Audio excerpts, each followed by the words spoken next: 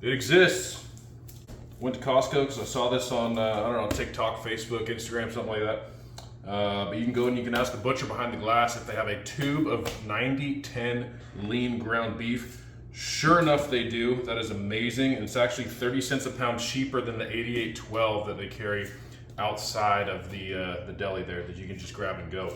So we're gonna prep up some burgers today. While we got our chicken marinating. That's a previous video. Go ahead and check that one out. I'll link it down below or up here if I can figure out how to do that. Not the most tech savvy person in the world, so bear with me. Let's get this portioned out and we'll get going. Check this out. I burnt the life out of these fries. My favorite color is black, so. We got a cookie sheet. This is what we're gonna be putting our portions on.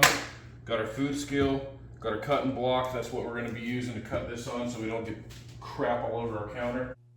To make easier cleanup of this, we're gonna wrap our food scale in some cellophane or saran wrap, whatever you wanna call it. It's gonna make it so it's easier to sanitize. This thing has a lot of nooks and crannies and cracks and crevices in it, and I really don't want ground beef getting in there, so we're gonna wrap this thing up good. Just remember, pull it all off and clean it once it's done. Here we're gonna portion all of our beef into 5.5 ounces, and I weigh this out when it is raw, not when it's cooked, because when we cook it, we do lose a little bit of fat and protein, but the majority of what we're losing is water, which has no nutritional value. So weigh this out to about 5.5 ounces, and that'll shrink down to about 4.5, sometimes 4 3/4 of an ounce, but that's gonna give us a proper portion for everything that we're gonna need after we cook this for each meal. All right, guys. Got our meat portioned. Before we go ahead and form these into our patties, we're gonna head out to the barbecue. We're gonna turn that on to about 425. We're gonna let that smoker start rolling before we come in here and form these things up.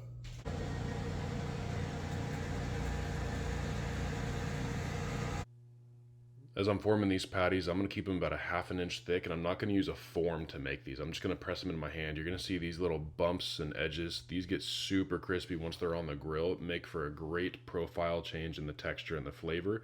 Other than that, just grill it to your liking. I really like my beef well done when it's ground. However, my steaks I always enjoy rare, so you cook them how you like them.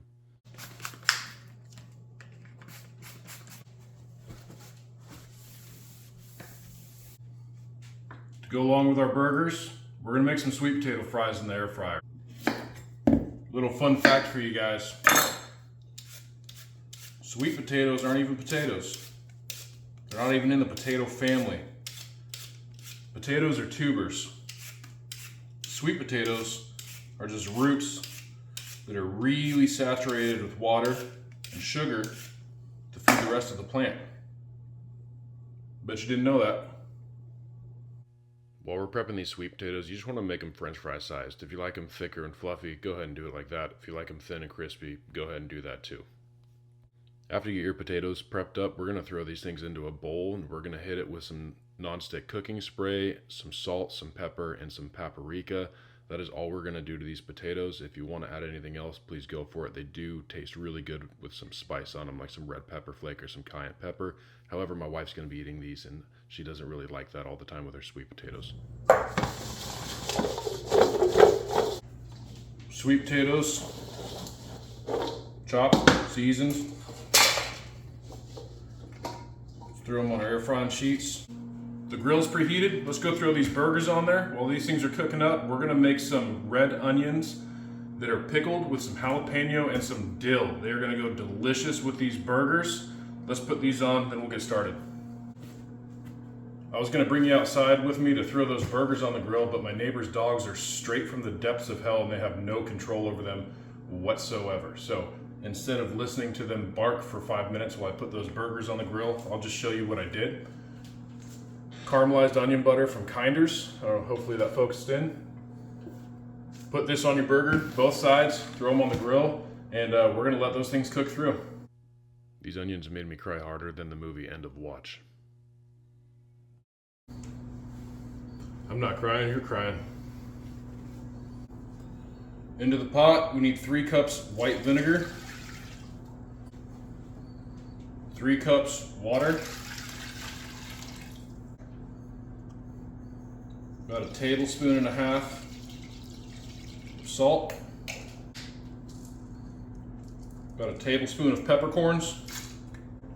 About a tablespoon and a half of red pepper flake. All right, we got a couple mason jars here. I'm gonna do about 3 sprigs of dill each. Onions are going in next. We're gonna fill it till it's about 3/4 of an inch away from the top.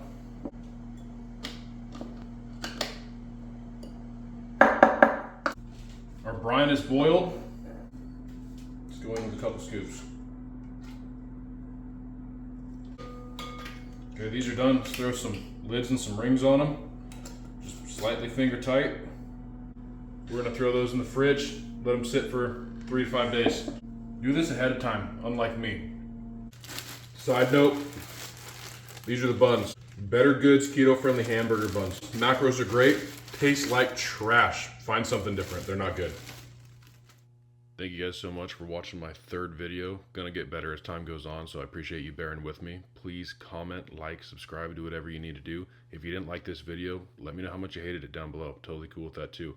We're gonna go ahead and put the macros on the screen right here. Thank you for watching.